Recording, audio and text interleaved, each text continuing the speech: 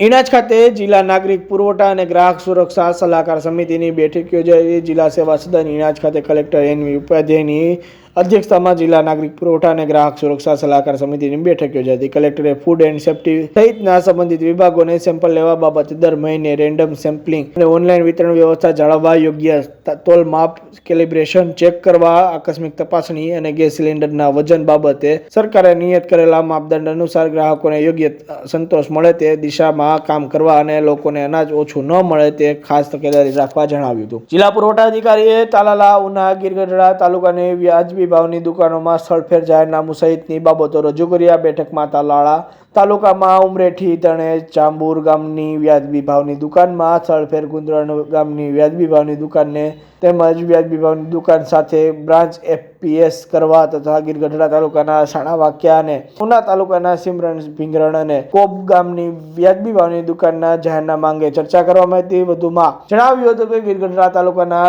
ચુડવડલી ગામની branch FPS રદ કરી વડવિયાળા સાથે સનાવાવ 2 ગામની બ્રાન્ચ એફપીએસ રદ કરી સનવાવ દુકાન સાથે કોડીના તાલુકાના જમવાડા વ્યાજબી ભાવની દુકાને નજીકના મોટી ફાફણી તેમજ આલીદર 2 નો પોઈન્ટ રદ કરી આલીદર 1 સાથે મર્જ કરવા, રાષ્ટ્રીય અન્ન સલામતી કાયદો અંતર્ગત લાભાર્થીઓને સમાવેશ કરવા ચર્ચા કરવામાં હતી. આ બેઠકમાં જિલ્લા પંચાયતના સભ્ય ડાયાભાઈ જાલોદ્રા તેમજ Harsibhai Chavda, food inspector S Rawal, RCHO અને અરુણ રોય સહિતના સંલગ્ન વિભાગના અધિકારીઓ, કર્મચારીઓ ઉપસ્થિત રહ્યા હતા. જેકેએસ ન્યૂઝ સાથે મહેશ વાજા, સોમનાથ.